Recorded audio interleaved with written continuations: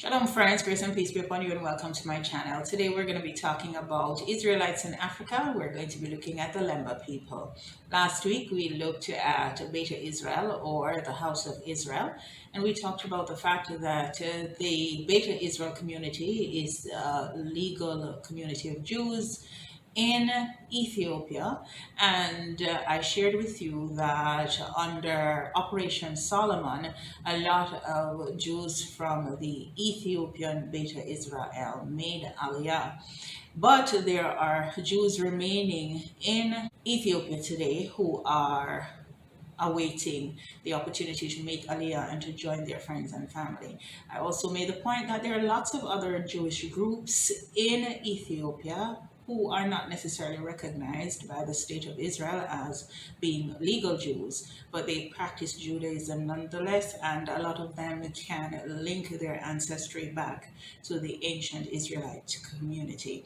Today we're going to look at another group of people called the Lemba people. So according to legend, the Lemba people found themselves in Zimbabwe because they were taken there by boat, and it's actually a documented legend that says that they got to Zimbabwe by boat, but they encountered a great storm at sea that split their boat into two, or their ship into two. And so one part of their vessel went to Zimbabwe, and another part of their vessel went into other areas of Africa. Now, according to this British historian, his name is Parfit, he says that he interprets this legend to mean that some of the Lemba people went into Zimbabwe, while others went to different areas of the African continent. It says here, almost 2,500 years ago, after the destruction of the temple, a group of Jews left Judea and settled in Yemen. When the economic situation in Yemen began to fail, the Jews left and moved to Africa, with one group settling in Ethiopia and the other in Tanzania. After several years, many Jews left Ethiopia and moved further south into what is called today Zimbabwe. They became known as the Balemba. Today, there exists a Lemba Cultural Association attempting to bring all the various Lemba communities in South Africa, Mozambique, Ethiopia, and Zimbabwe. So as we see here, the Lemba people, they are scattered into different areas on the continent of Africa. So we have them in Zimbabwe, in Ethiopia, Mozambique, and also in South Africa. And according to this, it is said that they fled Judea after the destruction of the second temple, and they went to Yemen. Now, Yemen, although it is a part of the Asian continent, is very close to the African continent if you look at it on the map. And so after the economic situation in Yemen began to fail, the Jews left and they moved into Africa. They began by going into Ethiopia and Tanzania, but they also began to spread out, leaving from Ethiopia and going into what is called today Zimbabwe and into other African territories as well. Now, I must make the point that those of the Lemba people who practice Judaism today, they are also split up into various subgroups, and we can look at some of these subgroups a little later on in our discussion at another time in our discussion. You can also go and do some research if you're interested in learning more about the Lemba people, but I'm going to share with you something very, very fascinating about this group of people at the end of this discussion. So now that we have looked at the origin in a nutshell, let's look at some of the customs of, they are called the Lemba people or the Zimbabwe Black Jews. So the first thing is that they adhere to the foundational tenet of Judaism, which is the belief in one God, the belief that God is one and that He created all things. So they believe in only one God and that He created all things. They also have strict observance of Shabbat. They also adhere to the Ten Commandments, which includes the Shabbat.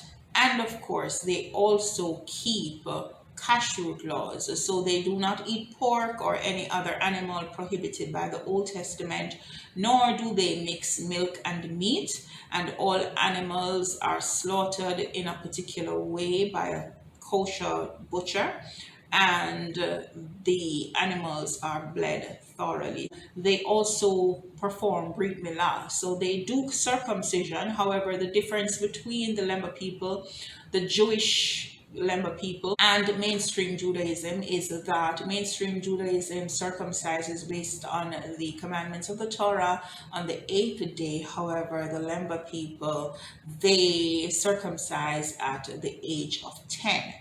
Also, this is very interesting. They use the same traditional Jewish prayers that we use in the Western Siddurim or the Siddur. So all of those prayers that we say on Shabbat and also on the holidays, they use all of those or most of those traditional Jewish prayers. However, they use their African melodies for their worship service, so it has a distinctive sound. Also, they not only use Hebrew, but they incorporate English as well as the local Zimbabwe dialect. Now, the last thing that I want us to look at as it relates to the Lemba people is the fact that they have been the subject of a lot of scientific and genetic research. So I'm going to read here a little bit for you, and then we can bring this discussion to a close. So it says here, genetic tests carried out by British scientists have revealed that many of the Lemba tribesmen in southern Africa have Jewish origins, according to a report by the BBC. The Lemba, a tribe of approximately 70 to 80,000 members who live in central Zimbabwe and northern South Africa, have customs which are similar to Jewish ones. Lemba refrain from eating pork and other foods prohibited by the Torah, or should I say forbidden by the Torah, or the forbidden combinations of permitted foods. They wear yarmulke or kippah, the skull caps, as they're also known. They conduct ritual animal slaughter. So they conduct ritual animal slaughter. So for example, the red heifer ceremony that we read about in the Torah, they practice those ceremonies. And they still conduct ritual animal slaughter. They have a holy day once per week. We also looked at that they are strict observers of the Shabbat. And of course, they use the Magen David on their gravestones. It says, according to their oral tradition, the Lemba are descended from 7 Jewish men who left Israel 2,500 years ago and married African women, according to the BBC. The Lemba prefer their children to marry other Lembas, and marriage to non-Lembas is always discouraged. So, and what you'll find with a lot of these groups is that they hold to the commandment to not intermarry. It says their sacred prayer language is a mixture of Hebrew and Arabic. Their religious artifact is a replica of the biblical Ark of the Covenant known as Ngoma Lungundu, meaning the drum that thunders. The object went on display recently at a museum in Harare, Zimbabwe, and has instilled pride in many of the Lemba. They say the ark was built almost 700 years ago from the remains of the original ark, which, according to the Bible, was used to store the 10 Commandments. For decades, the ancient vessel was thought to be lost until it was discovered in a storeroom in Harare recently.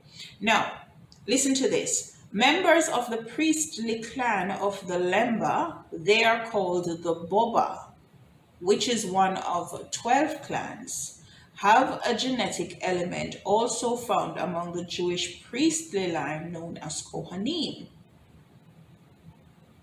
Now, this is very, very fascinating because when their genetic tests were analyzed against those of Jews of European descent and also Sephardic descent, all of them, right, once they're connected to the priesthood, they carried a specific genetic marker.